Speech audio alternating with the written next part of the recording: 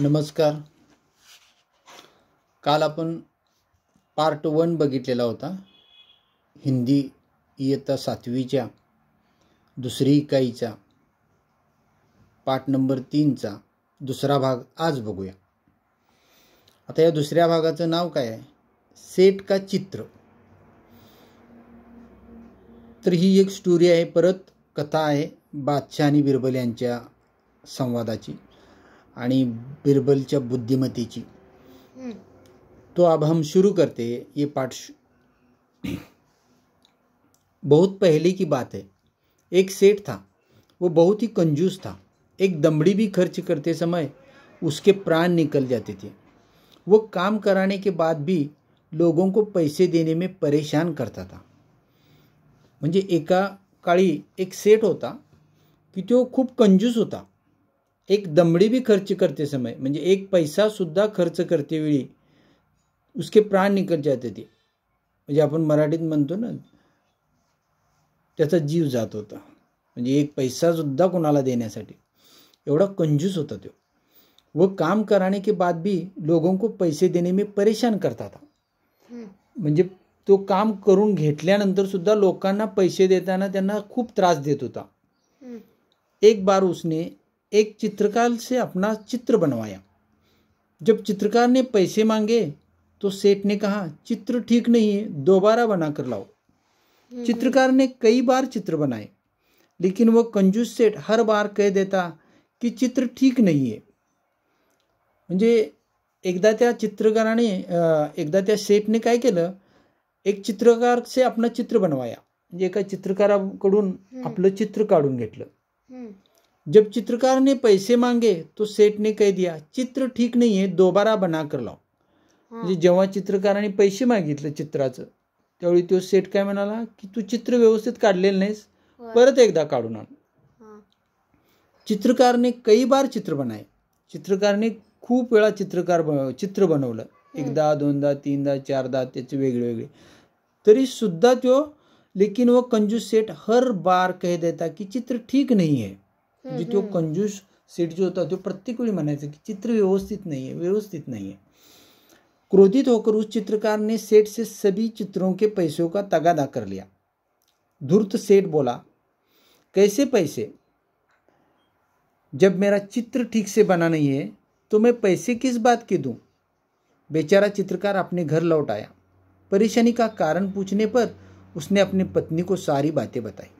म्हणजे जेव्हा चित्रकाराला राग आला, सारखं हा सेठ काय करतोय की चित्र काढून घेतोय आणि झालं की म्हणतो हे चुकलास, ते चुकलास, हे बरोबर नाही, ते बरोबर नाही, आणि अशा पद्धतीनं आपल्याला परत पाठवून देतोय. पैसे देत नाही. मग चिडून तो म्हणतोय की मला पैसे द्याच आता कुठल्या परिस्थितीत. तर ते म्हणतोय नाही पैसे काही देणार नाही, तू जर चित्रच योग्य काढलं नाहीस तर तुला पैसे का देऊ, आणि तू जा. मग शेवटी नाराज होऊन तो चित्रकार घरी येतो आणि घरी आल्यावर तो आपल्या पत्नीला ही सगळी गोष्ट सांगतो की अशी घटना घडली. चित्रकार की पत्नी बहुत बुद्धिमान थी. वह बोली, आप दरबार में जाकर न्याय के लिए फरियाद कीजिए. चित्रकार बहुत उदास हो गया था. वो मुंह लटका कर बैठ गया. बोला, सेठ बड़ा आदमी है, लोग उसी की बात को सच मानेंगे, भला मुझ जैसे गरीब का साथ कौन देगा? चित्रकार की पत्नी बोली, सबके बारे में ऐसा नहीं कह सकते. बादशाह अकबर बहुत दयालु है. वे भले ही पढ़े लिखे नहीं है, परंतु बड़े बुद्धिमान है. उनकी सहायता के लिए दरबार में 9 रत्न है. आप वहाँ जाइए, आपको न्याय जरूर मिलेगा.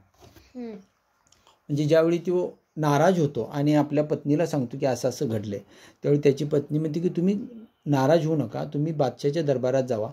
मग चित्रकार म्हणतो तिथं गेलो तर मला न्याय कोण देणार आहे, मी गरीब आहे, तो सेठ तर श्रीमंत आहे, त्याला तर सगळी लोक त्याचंच ऐकतील, मला कोण तिथं ऐकणार आहे माझं. तर ती म्हणते नाही, बादशाह अकबर एक दयाळू माणूस आहेत आणि त्यांच्या दरबारामध्ये 9 रत्न आहेत. म्हणजे हुशार लोक आहेत, त्याचे प्रधान मंडळी जे आहेत बादशाहांची ती हुशार आहेत आणि ते तुमचं म्हणणं ऐकतील आणि तुम्हाला न्याय देतील. दूसरे दिन चित्रकार बादशाह अकबर के दरबार में गया और पूरा किस्सा सुना दिया. बादशाह अकबर ने चित्रों को लेकर सेठ को दरबार में बुलवा लिया. बादशाह ने सभी चित्रों को गौर से देखकर कहा, तुम्हारे इन चित्रों में क्या कमी है? हुजूर, इनमें से एक भी चित्र हूबहू मेरे चेहरे जैसा नहीं है, सेठ ने कहा. म्हणजे दुसऱ्या दिवशी ज्यावेळी चित्रकार गेला आणि बादशाहांना सगळी हकीकत सांगितली, मग बादशाहांनी त्या सेटला बोलवून घेतलं आणि काय बाबा या चित्रामध्ये काय तुला फरक वाटतोय, काय कमी वाटतंय. मग तू पत्रकार म्हणजे सेट काय म्हणतोय की यातलं एक सुद्धा चित्र माझ्यासारखं नाही आहे, ह्या चित्रामध्ये खूप चुका आहेत. बादशाह मुश्किल में पड़ गया कि न्याय कैसे करे. बड़ी देर तक विचार करते रहे. जब उन्हें समझ में नहीं आया तो बिरबल से न्याय करने को कहा. बिरबल ने सारी बातें ध्यान से सुनी और तुरंत समझ गए कि सेठ चेहरा बदलने में निपुण है. चित्रकार को पैसे न देने पड़े इसलिए वह नाटक कर रहा है.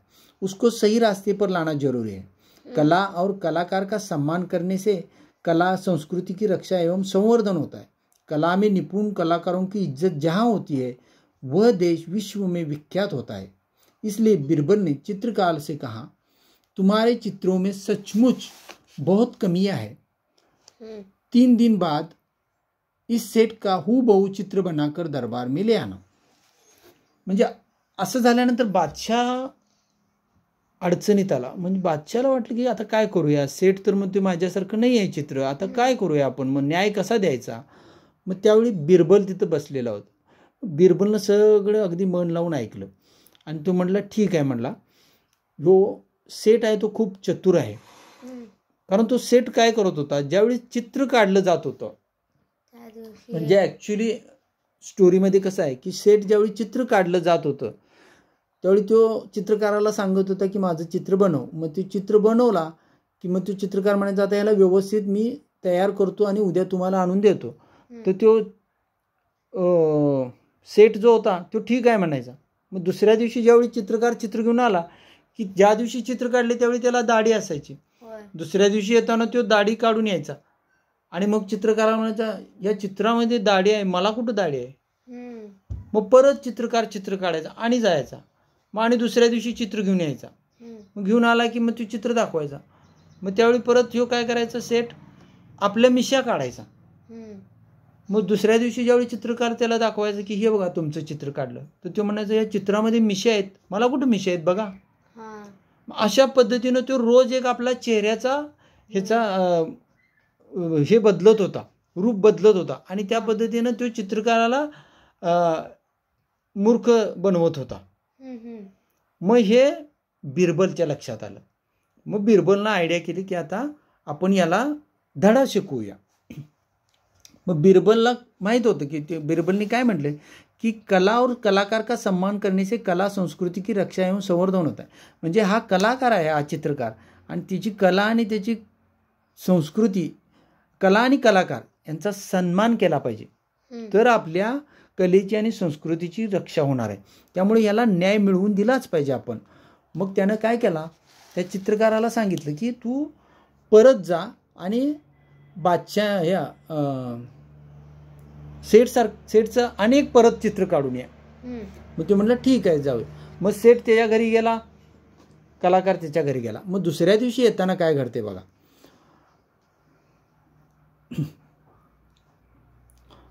तुम्हारे चित्रों में सचमुच बहुत कमियां है. 3 दिन बाद इस सेट का हूबहू चित्र बनाकर दरबार में ले आना. तुम्हें पैसे मिल जाएंगे और सेठ तुम भी दरबार में आकर चित्रकार को पैसे दे देना. सेठ घर चला गया.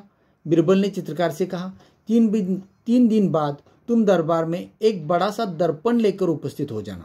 म्हणजे 3 दिवसानंतर तू ज्यावेळी दरबारात येतोस त्यावेळी चित्र घेऊन यायचं नाही. तो ज्यावेळी सेट गेला त्यावेळी तो बिरबल काय म्हणतो त्या याला चित्रकारला की 3 दिवसानं तू दरबारमध्ये ये आणि त्यावेळी चित्र घेऊन यायचं नाही, एक आरसा घेऊन ये. ठीक आहे म्हणतो आणि कलाकार जातो. मग 3 दिन बाद चित्रकार दरबार में आया और सेठ के सामने दर्पण रखकर बोला, सेठ जी आपका चित्र तैयार है. सेठ अपना प्रतिबिंब देखकर बोला, परंतु ये तो दर्पण है. नहीं, यही तो असली चित्र है. बिरबल ने पूछा, सेठ जी ये तो तुम्हारा ही रूप है ना, है या नहीं. सेठ बोला, जी हाँ. म्हणजे ज्यावेळी तो चित्रकार काय करतोय त्यांना म्हणतोय की आता तुम्हाला तुमचं चित्र दाखवतो. सेठला म्हणतोय परत दरबारात 3 दिवसांना आल्यानंतर. मग ठीक आहे म्हणतोय. सेठ बसतोय. मग तो आरसा घेऊन येतोय आणि सेठच्या समोर धरतोय आणि म्हणतोय बघा हे तुमचं चित्र. मग सेठ म्हणतोय अरे हा तर आरसा आहे. मग बिरबल तिथे येतोय आणि म्हणतो पण चित्र तर तुमचंच आहे ना, हूबहू आहे ना, अगदी आहेसा तसंच दिसते ना ते तसं. तर मग तो हो आहे, मी जसा दिसतोय तसाच दिसतोय तो. मग म्हटल्यानंतर मग म्हणतोय आता सेठ मग ओळखतो की आपण आता फसलो, आपला सगळा खेळ संपलेला आहे. मग सेठ अपनी चालाकी पकड़े जाने पर बहुत लज्जित हुआ. उसने चित्रकार को उसका मेहनताना दे दिया. चित्रकार सभी को धन्यवाद देकर चला गया. बीरबल के न्याय से बादशाह अकबर बहुत खुश हुए.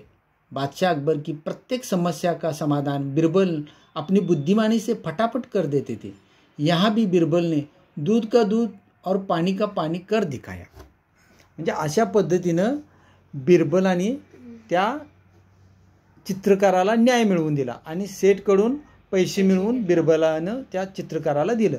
आणि अशा पद्धतीनं आपल्या अफाट बुद्धिमत्तेच्या बळावर बिरबल बादशाच्या प्रत्येक समस्येला उत्तर देत होते. म्हणजे काही अडचण आली, काय झालं की ती बरोबर तिथं डोकं चालवून तो त्यातून मार्ग काढत होता. अशा पद्धतीनं गरिबांना न्याय सुद्धा देत होते. तर असा हा बिरबलाने दूध का दूध और पाणी का पाणी कर दिखाया. म्हणजे काय, खऱ्याचं खरं आणि खोट्याचं खोटं. म्हणजे जे खरं होतं ते खरं सिद्ध करून दाखवलं आणि जे खोटं होतं ते खोटं पण दाखवलं त्या सेटचं. अशा पद्धतीने त्या चित्रकाराला न्याय मिळवून दिला. ओके, समजलं? समजलं. थँक्यू.